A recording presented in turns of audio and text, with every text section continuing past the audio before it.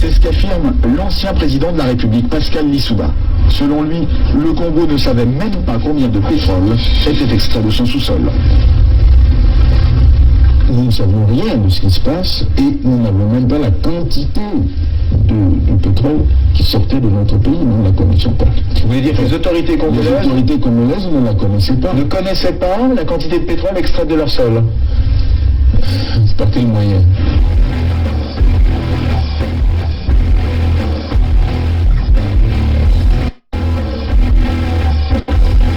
Une seconde chose, c'est qu'une grande partie de l'argent qui est dans notre porte-monnaie vient précisément de l'exploitation depuis des siècles de l'Afrique, pas uniquement, mais beaucoup viennent de l'exploitation de l'Afrique.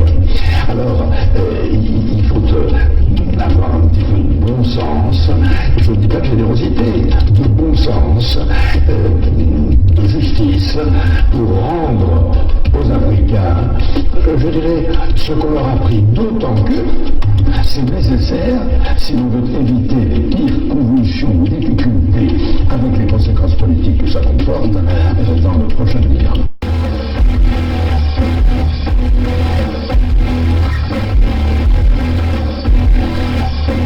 Et un pétrolier de 100 000 tonnes, cela représente près de 100 millions de francs qui échappent aux caisses du pays.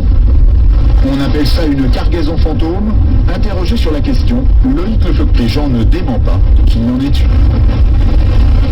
Il y a des cargaisons qui sont produites et qui n'ont jamais été officiellement.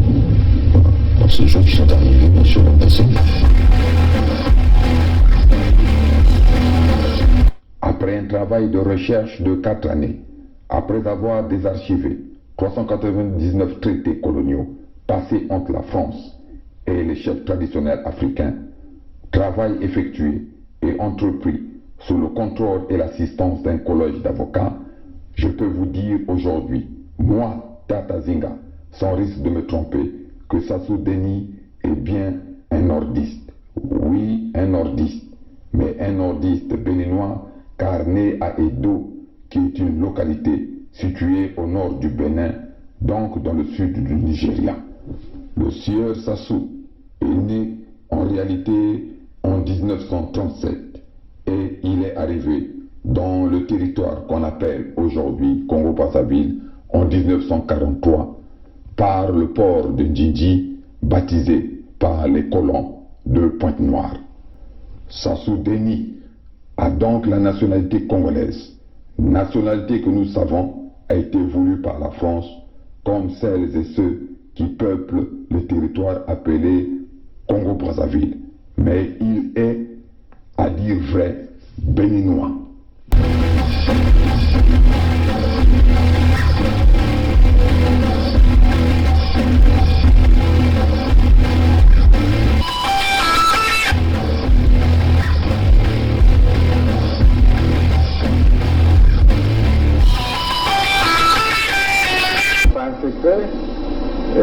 Qu'il y a quelques éléments de l'armée angolaise qui sont dans le pays et qui nous ont apporté leur soutien dans la dernière phase. On ne pouvait pas s'allier avec les Souba pour que nos amis de Luanda se croisent les bras. Donc nous avons obtenu un appui matériel de Luanda qui nous a permis d'aller vers la fin de la guerre. Mais je dois dire que cet appui, nous l'avons obtenu début octobre 1997, mais la guerre avait commencé le 5 juin 1997. Et les armes venaient d'où alors? Comment elles étaient acheminées? Ah, ça, il y a les airs, il y a les mers, il y a les routes. Pour partir de Luanda au Congo, je crois qu'on n'a pas besoin d'un miracle, non? C'est un grand État qui a des avions, qui a des bateaux, comment puis-je vous dire? Par quel chemin seraient passées ces armes pour arriver? Ben, ils sont arrivés.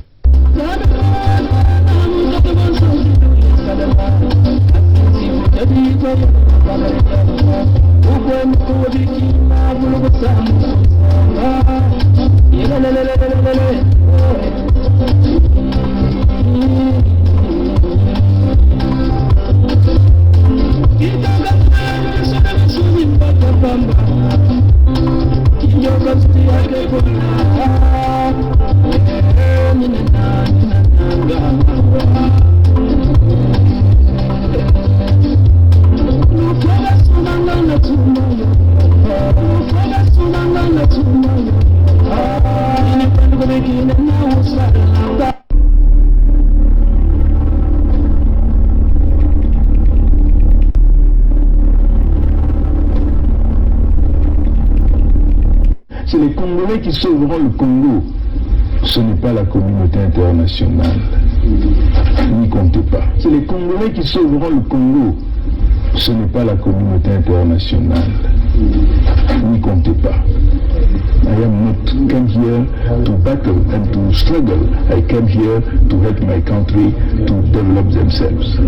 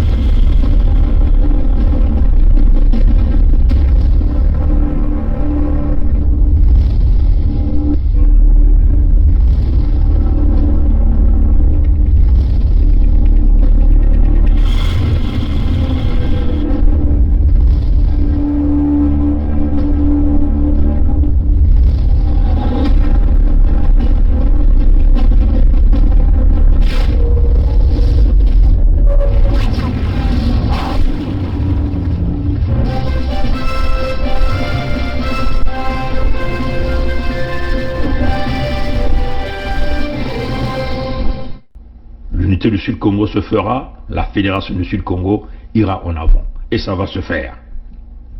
On leur dit tout ce qui est clair. Vous voulez prendre l'argent, c'est pour vendre le Sud-Congo, mais vous ne pourrez plus jamais vendre le Sud-Congo. Parce que nous sommes là. Comprenez ça, chers amis? Nous sommes clairs dans nos propos.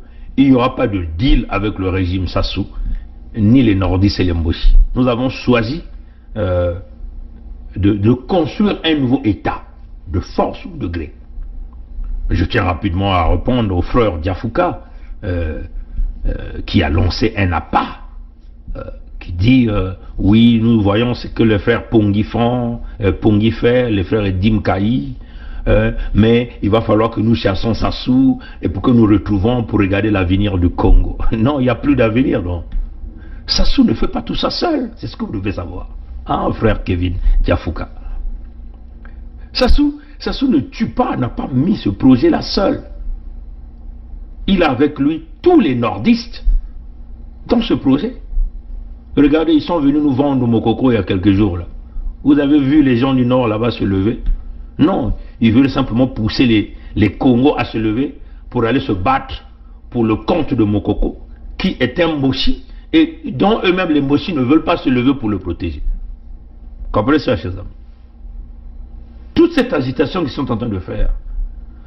Mais je ne sais pas comment on va encore vous le dire à frère Diafouka. Sassou était en Suisse pendant une période de maladie. Il a dit clairement que vous devez tout faire pour conserver le pouvoir au nord, même si je mourrais aujourd'hui. Il le dit, Sassou. Comprenez? Aujourd'hui, on a vu le docteur John Nogoma, il a dit clairement que Vindulou devient comme le Talangay de Brazzaville, où tous les jeunes Moshi nordistes deviennent les cadres dans Pointe-Noire. Mais pas seulement Pointe-Noire, parce que là, il y a d'autres informations. On nous dit qu'ils sont quasiment partout au sud du Congo, à Sibiti, à Mosenjo, même dans les eaux et forêts, c'est eux qui contrôlent. C'est eux qui font les business, les propriétaires des véhicules de transport, c'est eux. Les petits commerces de coin, c'est eux. Les petits kiosques que nous appelons les gablos, c'est eux, les Moshi, les nordistes. Nous vivons une colonisation, mes chers amis. Le projet Moé-Bara Sassou ne l'a pas fait seul, il l'a fait avec l'ensemble du Nord Congo. Maintenant, de quel avenir de Congo parlez-vous? Ils disent même oui, on peut discuter le fédéralisme.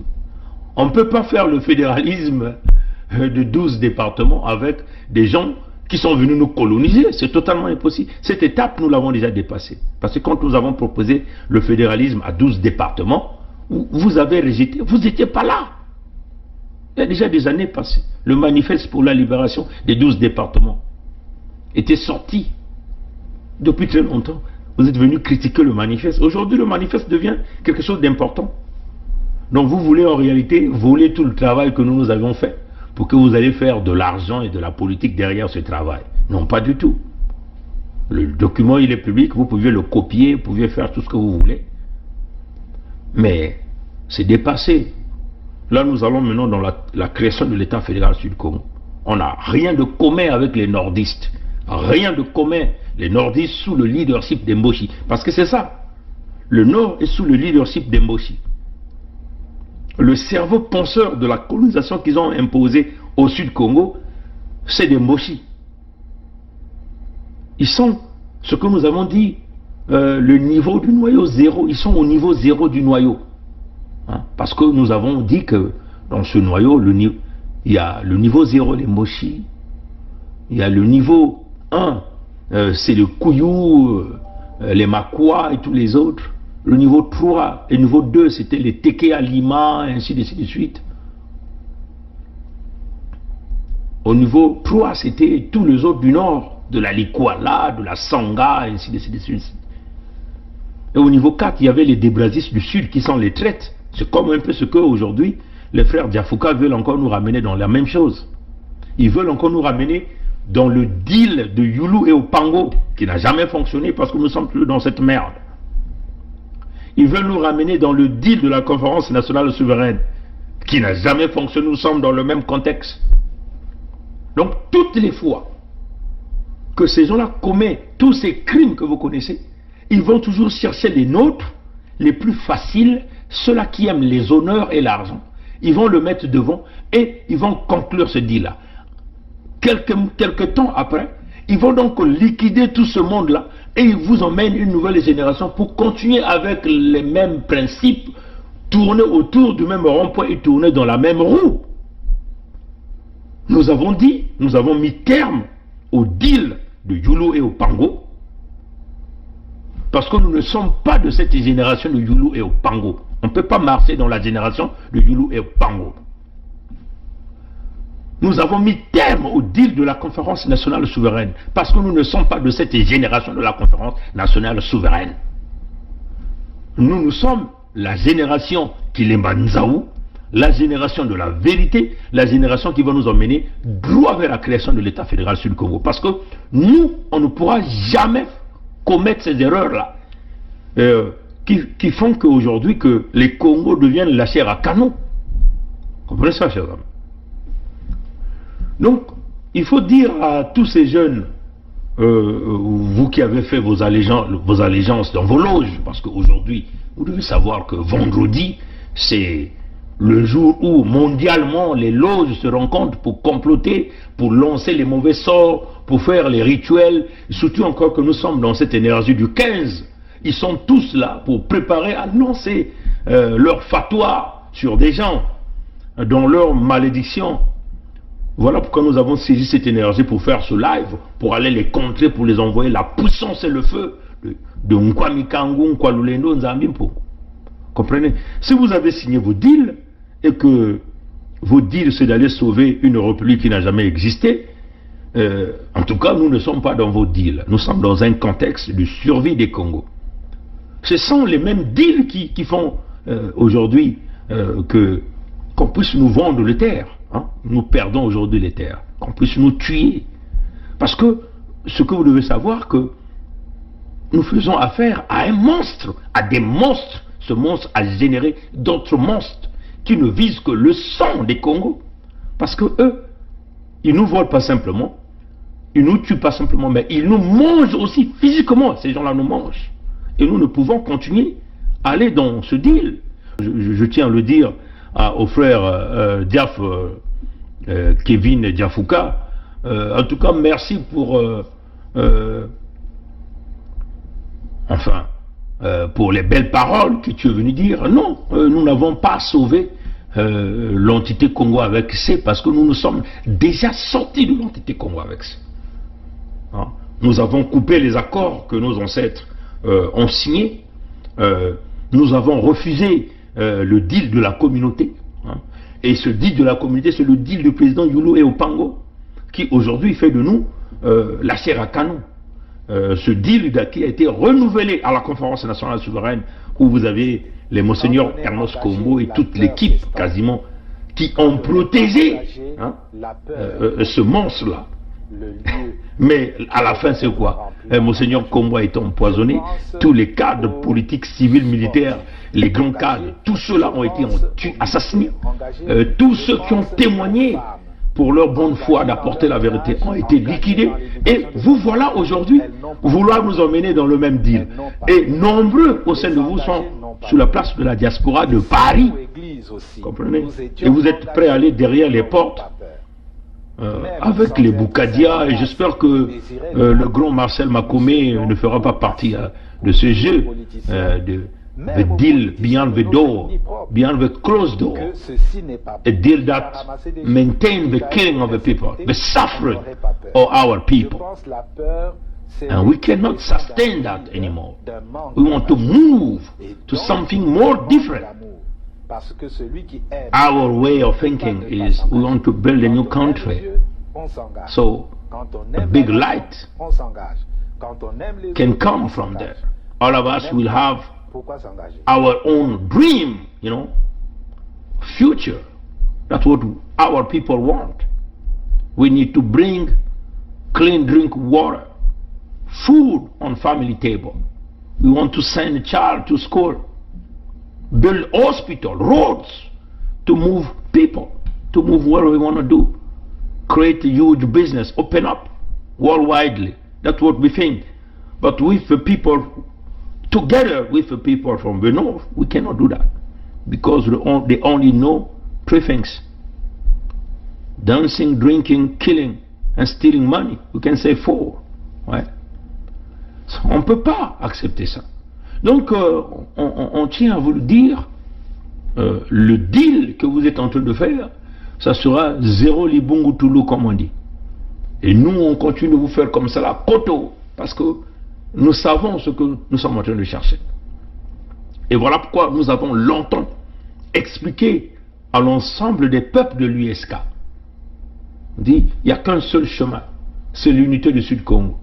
Les voilà tous, vous voyez tout le bruit qui sort. Ils ont créé des groupes, ils ont même créé des plateformes, ce que nous avons appelé les variants de la télé foufou, dont la place de la diaspora. Et ces variants-là ont créé des groupes. Ils vous ont parlé de désobéissance civile, ils vous ont parlé de soulèvement populaire. Tout ça n'aboutit pas. La preuve en est qu'ils ont mobilisé, non? Tous sont venus là, tous les résistants. Ils sont même allés chercher même des Panucci, le rappeur, pour parler de la désobéissance civile aujourd'hui au Congo. Mais qui a fermé le bureau là-bas? Tous ils sont allés travailler au Congo. Parce que vous avez un peuple affamé, le peuple attend des sauveurs. Mais les sauveurs ne viennent pas par vos actes. Vous voulez que le peuple se soulève. Mais il faut d'abord unir ce peuple. C'est cette vision qui vous manque. Vous êtes spontané.